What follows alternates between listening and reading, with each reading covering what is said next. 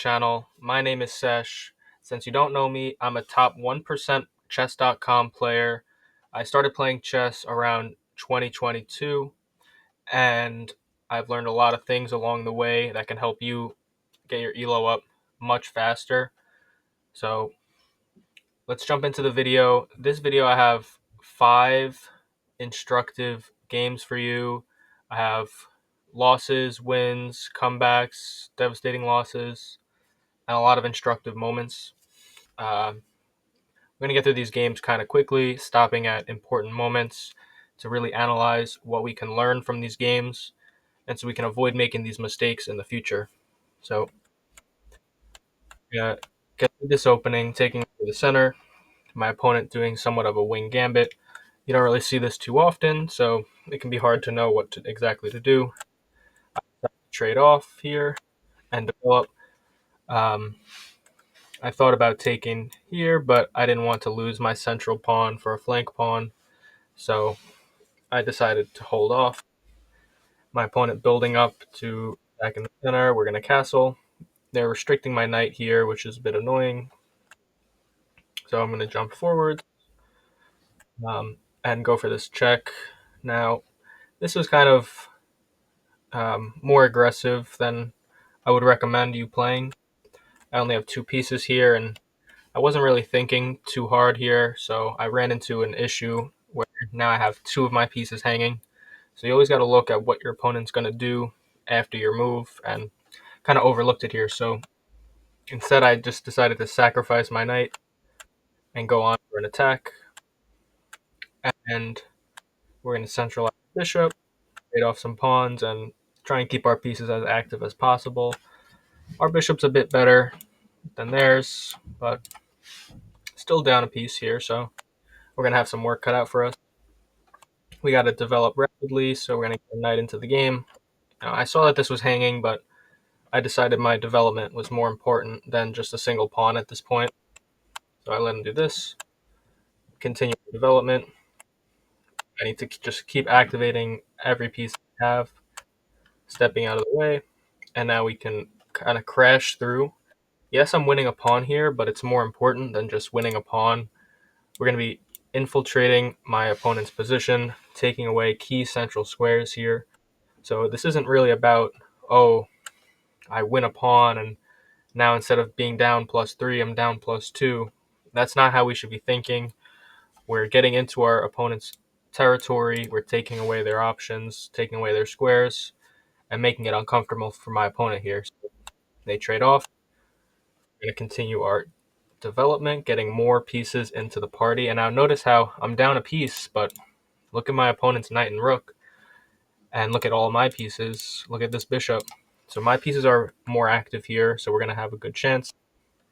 Opponent trying to defend, but we have a really nice in-between check here. Although Stockfish saying not the best move. I guess they probably could have just taken with the queen. Anyways, we get my opponent to blunder, so that's nice. We trade off. Now we're actually going to up a piece. But that's not where the story ends, guys, because just a few moves later, we continue on, trying to win some pawns, planning to promote here. I want to say a really straightforward endgame. My opponent checks, goes here, and now I'm just going to stop right here, and let's just take a moment to actually look at the position here. And I have 5 minutes here. There's no reason to be rushing, but sometimes I just rush, and that's it's part of my life, I guess. I don't know. I just play too many games and I rush through them sometimes. So instead of winning this easy endgame, I made a fatal blunder to this discovered check. So even if we're winning, if we think it's an easy position, we can't let our ego get in the way. We can't say, oh, this position's so easy. I don't even have to pay attention. There's always opportunities for your opponents to counterattack you. So we always have to stay at least a little bit careful. And now I'm going to be losing the rook. And yeah, I think it would just fall apart here. Yeah. an ideal game for me, and we let this pawn through. So try to get in or kind of get some space here, but yeah, I lost the thread and we let this pawn through, so I just resigned because there's no way to stop this pawn from promoting. All right, let's jump into the next game here, guys. In this game, we have another devastating loss, so we have a Sicilian defense, opponent trading off. Going for this queen trade, I said, if you want to trade queens, you can trade queens. I'll just strengthen my pawn structure. In this time, I'll be able to develop, so that would be good for me. Castling. Now they attack my queen, so I'll drop back, keeping it active. Now this bishop can't go back here because we support. And now I'm going to strike at the center. Attack the queen, take over more central squares, and just try and break things open in front of his king. Jumping in with my knight because we're going to have a nice little tactic here with a check to pick up this pawn. But now, right here, we should already be taking note that, we're up a lot of material, but my opponent still has plenty of checkmating firepower. So, and they have a huge battery pointed straight down on my f7 pawn. So we need to be paying attention to this. I got a little too comfortable and try and attack, quote unquote. But actually what I did is I just drove the queen to go checkmate me. So this was just a ridiculous mistake. Really no reason to be doing that. We just gotta, go slowly, take your time, and pay attention to any threats. Even if you're up 10 points in material, it only takes one mistake to run into a checkmate. So we got to stay careful. This game's a little bit more concrete and instructive. Let me back this up.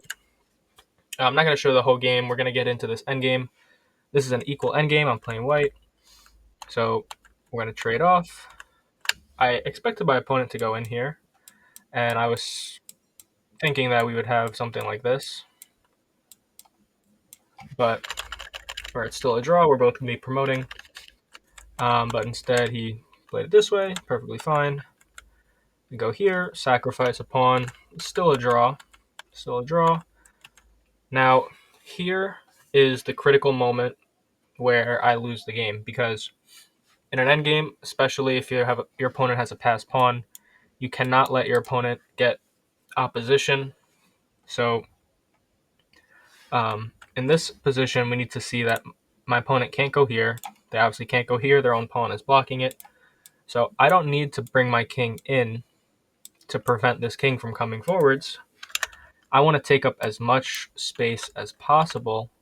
So instead, I should go, not here, sorry, here, where we're going to be triangulating this king, because now if they go here, we can shoulder them back, and we're actually going to be almost winning. They can still hold on the draw here, but yeah, I think it's going to be just repeating moves. Oh yeah, they're going to have to push, and then it's going to be a draw, or something like this.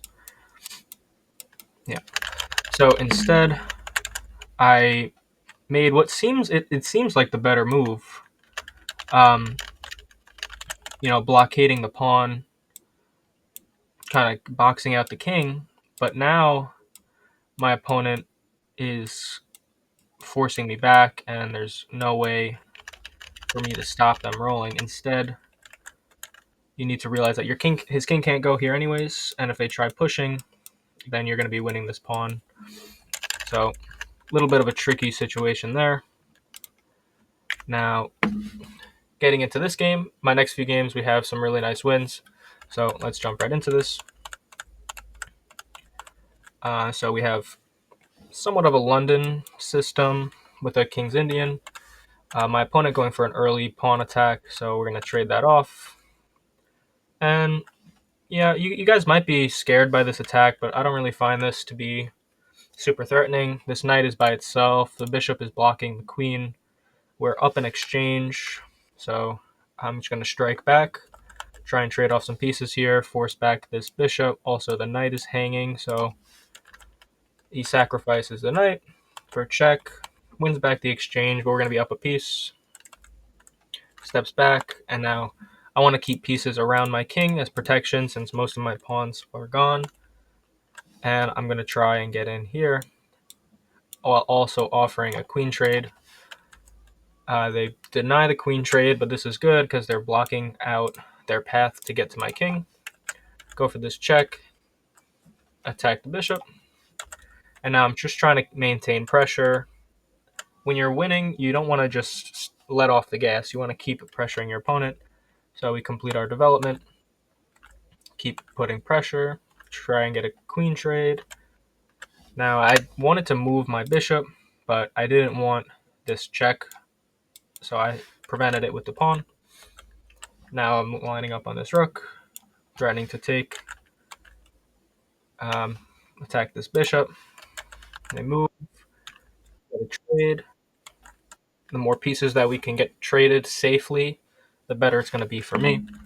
And now, pause the video here, guys. Let me know if you can find the crushing blow. My opponent threatening to take here, maybe because they drop the bishop back to defend their rook. So if you had a minute to think about it, the winning move here is going to be a counter attack, saying if you want my bishop, go ahead and take it, because we're going to have a really nice back rank checkmate with a queen sack. So my opponent just resigns here, trusting that, of course, I was going to have that.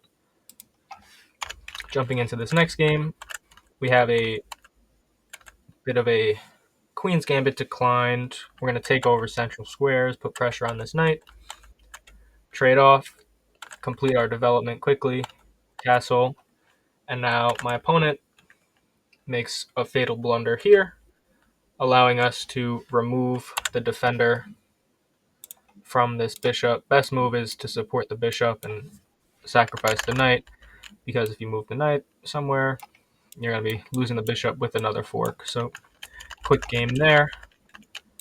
And finally, we have one more game for you guys, bonus game. We're going to be trading off early. My opponent just going for trades.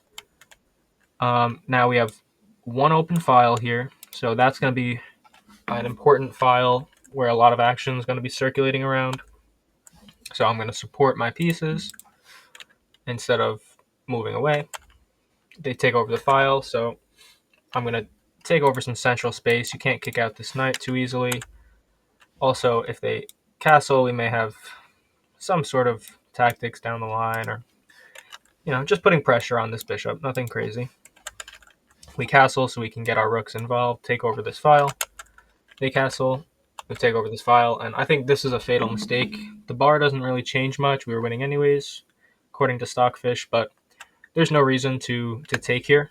Giving me access to the file is not the right move. So now we go here, and now they're retreating. Also, not the right move. I don't know why they were retreating. I guess they wanted to be able to move their knight, because their knight is pinned down, defending their bishop. So I'm going to get a battery, preventing the rook from coming over. Maybe they were thinking they wanted to support their rook, but now they go here, and we're going to infiltrate. They go here.